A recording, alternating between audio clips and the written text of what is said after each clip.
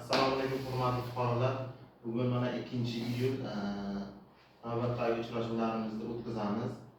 Bugun bizda uchrashuvimizda 4 ta fuqaro ishtirok etyapti. Bugun hozir ularning talablarini o'rganib ko'ramiz. Siz o'zingizni tanishtiring. Nima maqsadda kelgansiz? Men Ispo'zet Musa. Har bir oilaviy tadbirkorlikni rivojlantirish uchun tikuvchilikka kredit olmoqchi edim. Tikuvchilik qilishga joylaringiz, sharoitlaringiz bormi? Bor albatta. Necha pul kredit olmoqchisiz? 33 million bo'lsa bo'ladi. 33 million. Hozir hujjatlaringiz bizga o'tib kelganmi? Kelgan. O'tib kelgan bo'lsa, hozir yig'ilish bo'lgandan so'ng xodimlarimizga topshirib beramiz. Hujjatlaringizni tez fursatda ko'rib, kreditlaringizni chiqarib beradi. Boshqa nima savollaringiz bor bizga? Savolim yo'q. Savolingizni rahmat, o'tiring. Keyingi tadbirkorimiz fuqaromizdan so'raymiz, o'zingizni tanishtiring. Nima maqsadda? Men Qur'on tanishib, men chorvachilik mollarini rivojlantirish bo'yicha kredit olmoqchiman. Naslli mollar. Hozir uyimizda chorva mollarini yetishtirish uchun sharoit bor. Faqat chorva mollarini olish uchun mablag' yetadi masalan, shu haqda kredit olmoqchiman. Hozir necha pul kredit kerak bo'ladi? Kreditga talabingiz bor. 25 million kredit. 25 million. Hozir bizga hujjatlaringizni taqdim qilganmisiz? Bu taqdim qilgan bo'lsangiz, tez fursatda kreditlaringizni chiqarib beramiz. Sizlarga hozir yana nima topshiriqlaringiz bor?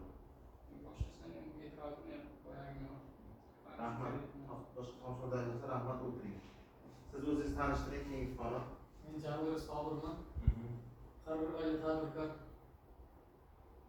dasturi bo'yicha kredit olmoqchiman. Sartaroshlik bo'yicha. Sartaroshxona rivojlansin. Sartaroshxonaga rivojlantirish.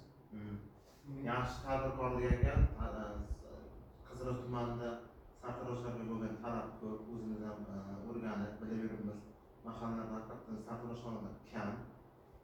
Aynan agar biz necha pul jihozlash uchun kerak, jihozlarni olib bera olamizda bizlar. Mebellarini, asbob anjomlarini olib bera olamiz. Qancha kreditga talabingiz bor? 25 million 30 million atrofida.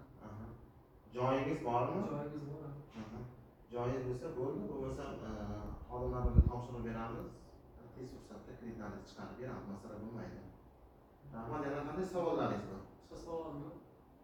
Rahmat, o'tiring. Bundan tashqari ham hurmatli fuqarolar, kredit turlarimiz bor.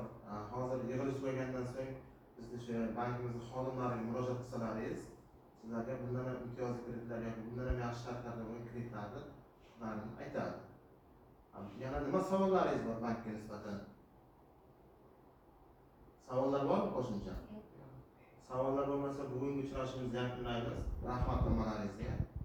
Sog' bo'linglar, tez fursatda ishlaringizni ijodiy qilib beramiz. Rahmat sizlarga.